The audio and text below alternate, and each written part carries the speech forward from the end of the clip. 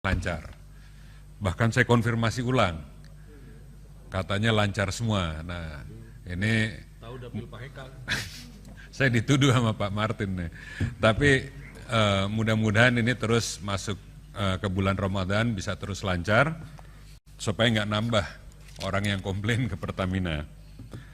Nah, tapi di luar itu, saya tadi dengar rencana-rencana Pertamina untuk pengembangan EBT dan lain-lain. Padahal kita baru saja dengar dari PLN bahwa mereka kesulitan karena sudah oversupply listrik.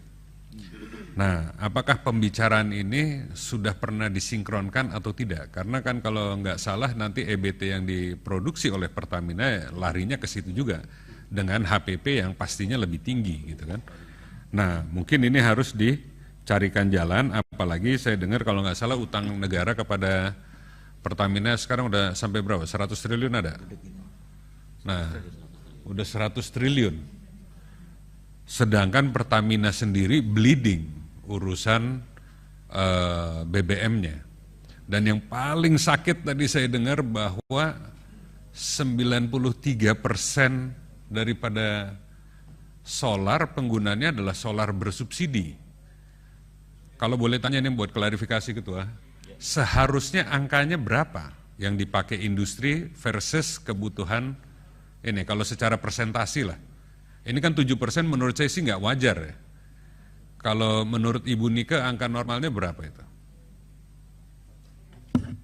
Jadi sebetulnya kan ada untuk retail dan untuk industri. Ya. Di mana komposisi untuk retail tuh yang paling besar. Karena retail tuh yang dimaksud adalah untuk pengangkutan barang-barang yang UMKM, kemudian petani.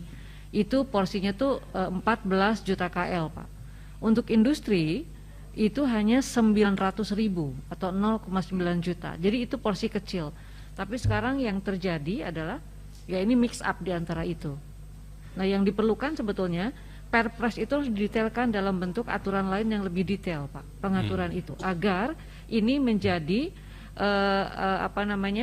hukum, referensi hukum untuk pelaksanaan di lapangan ketika APH turun gitu hari. Jadi itu yang diperlukan. Jadi itu setelah didetailkan baru akan kelihatan. Ya artinya kan dengan berbagai bahasa, intinya banyak usaha yang sekarang nyedotin subsidi uang rakyat yang ada di dalam 100 triliun mungkin karena ini juga Ibu Menkyu males ataupun ragu-ragu untuk mencairkan gitu kan. Nah ini mungkin kita pesan kepada Ibu untuk dibahas lah dengan Pak Menteri sekalipun supaya ini kalau ada sidang kabinet ini diluruskan karena kita udah tahu ini banyak yang menyalahgunakan BBM ini dan ini kan nggak sepenuhnya ada di ranahnya Ibu. Nanti kita juga sampaikan kepada Pak Menteri untuk memperjuangkan juga masalah ini karena ini sekarang banyak sekali kurang lebih penugasan yang terjadi kepada Ibu, yang terjadi kepada BUMN lain yang nggak ditopang oleh keuangan negara. Nah tentu kita harus rapihkan dari sisi kitanya dulu supaya juga nggak ada alasan untuk penugasan ini tidak dibiayai gitu kan. Dan yang paling tadi mungkin penekanan saya terhadap proyek-proyek ke depan, bukan saya nggak kepingin Pertamina untuk mengembangkan, tapi mungkin harus dibicarakan karena kalau kita dengar cerita horor dari PLN sebentar lagi juga banyak sekali pembangkit, kan Ibu pernah di PLN juga, banyak sekali pembangkitnya yang akan online akan membebani pembiayaannya di sana, nanti ditambah lagi dengan EBT yang cost basisnya lebih tinggi, nah ujung-ujungnya kan lari ke sini lagi, kalau enggak ke Kementerian Teknis.